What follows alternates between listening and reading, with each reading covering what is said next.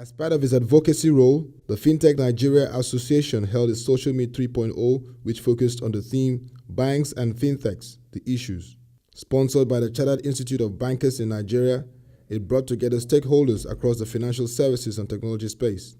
In his welcome address, the CIBN President, Dr. Uche Olowu, described the theme as apt, believing that collaboration between the banks and fintechs could unlock opportunities in the economy. The disruption in the industry, especially in banking, is huge. Of course, like you all know, technology is reshaping the way we live, the way we move, and everything. And that has also affected our banking industry. It's no longer, it's a no-brainer to the fact that financial intermediation, yes, but the form and shape will change. And like we will say, we must always remain ahead of the curve. And that's why we are actively participating as a member of the FinTech Association of Nigeria as an institute. And I've also had cause to let the banking industry to collaborate, and I've asked some institutions, and they are on the verge of registering. So we want to make sure that there is this collaboration between the banks and the financial services, technology services provider, so that we can, deliver on this economy. The event featured a panel session where discussants shared their views on driving financial inclusion. The business of banking today, like any other business, is now a technology business. So we don't have a choice but to partner with forward-looking companies. So let's just have it at the back of our minds that the banks will continue to partner with financial technology companies. The issue we'll have to think about is how do you define the key terms, the scope, and the nature of the partnership. I think those are the issues that we need to look at. But in terms of collaboration, the answer is yes. In terms of long-term sustainability for fintech and banking, the answer is also yes. And I think the word disruption is overflowed.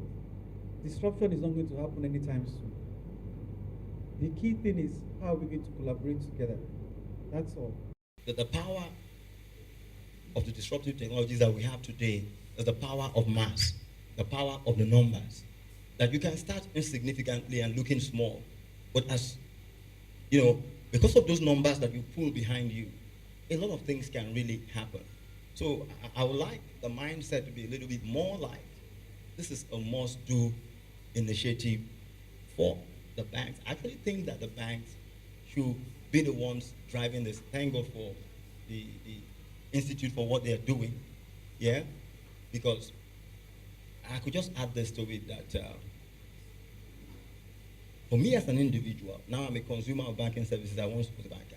I can tell you that my banks are becoming of less and less importance in my life, and I'm honest. I'm absolutely honest about it. To the point where my children are schooling abroad, to the point where before now, I remember we used to go to the bank to go fill Form A and blah, blah, blah, but now I get all of that done without even talking to the bank because the banks can't even deliver. So I really think that we should be looking at collaboration from a perspective of this is something strategic. It's something that's going to determine that we are able to turn the tide. It shouldn't be the fintech guys who are actually driving or steering the conversations, but the bank should be thinking about how they are going to start. So in the course of the collaboration, they need to be well upfront to be able to steer the conversations. And the way I think they can achieve that is to first have a mindset that, hey, something could be going wrong here. A lot of the time when we say fintech, we naturally think we're talking about a startup. It's not the same thing. Fintech is not equal to fintech startup. Fintech is a practice. It's the practice of applying technology as the core fundamental of driving finance and technology. 737 is a fintech product, right? All the USSD banking that we're doing, a fintech product. 966 fintech product. So the biggest fintech practitioners might eventually become the banks themselves. So first, I'd like us to disabuse our mind from the thinking that fintech is equal to startup, or you can only be a fintech company if you're a startup. The second is that disruption or whatever else we want to call it doesn't necessarily apply to the Nigerian market, because 2/3 of the customers that want the financial service in the first place are not even in the banks. So inclusion is what we should start thinking about, or we should think about more than disruption. You can't disrupt what doesn't exist. Now, will there be some dislocation in that sense, like removing what exists in one sphere and putting it in another? Yes, maybe. But it's not like we're going to just wake up one day and change the entire business of what banking is and what banking is not. The number one thing to think about in all of this is the customer. What does the customer want? And who can give it to the customer securely, the cheapest and the fastest way? Once you do that, it doesn't matter who is doing it. Highlight of the event was the presentation of certificates to new members. Dr. Uche Olowu and Mr. Blessing Osio, Managing Partner Abid, speak further on the Social Media 3.0 and Nigeria's quest to achieve financial inclusion. It is all very obvious and clear for us that technology will continue to disrupt the way we do banking, and therefore, for us, it's also another way of our advocacy. Is also another important way we want to upskill our members on the issue of fintech. So for us, it was a very good turnout. We have quite a lot of the hub players within Yaba, and it gave us also opportunity to open up our learning center for them to see the state-of-the-art equipment that we have here. This is an e-library. We have links to the world-class libraries and all that. So for us, that's. And the feedback from some of the stakeholders today is that there's need to engage regulators. We see what you're already doing, engaging the CBN. They have even shared their worries about threats, fintech threats. So what is the take in this regard in your continuous engagement with regulators like CBN? Yeah, you see, first and foremost, the regulators are corporate members of CIBN. We have always engaged the central bank. No doubt about it. We are partners in progress because all we're aimed at financial stability of the economy. While we deal with the people, they deal with policies, and we drive it. It's our members that will drive it. In respect of engagement, we have always engaged. Yes, central bank has initial, which like every other regulators all over the world would have with respect to technologies, because it's the people's resources that is at stake. But they have on their own as well bought into it, and because the train has moved on. So I've moved out of the station. So everybody has to embrace fintech. The fact is that the reality is very glaring before our eyes, yeah?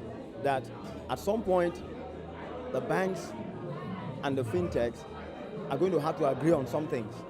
Because I believe that, like we all agreed, the term disruption might be a bit, troubling for many of us. But if there's no good synergy and, agreement between the banks and the fintechs, and that's when we're going to have disruption. But if we start off with the right collaborations and alliances, having conversations that will, create value for both the banks and the fintechs, and I believe it will be good for us at large. In terms of driving financial inclusion, there's this much talk about the fact that telcos should drive the process. What's your view on that? I think it only makes logical sense, because much of all of this activity we're talking about, they're going to be running on top of the telcos infrastructure, And as we speak today, the telcos already have a huge base of these customers that both the banks and the fintechs they're looking for. Okay, so if perhaps because the banks are not comfortable, it still comes down to what I'm talking about. There should be conversations going on. There should be this, discussions that are seeking to achieve some kind of win-win, because ultimately it's going to help the country, it's going to help the economy, it's going to help the so-called unbanked, it's going to help the banks, it's going to help the fintech. I think it's just going to be a win-win for everybody. There is a debate that if the financial inclusion plan is telco-led, it could have a wider impact. One thing is clear: there needs to be more interaction between banks, fintechs, and regulators to provide an enabling environment that will drive an inclusive economy.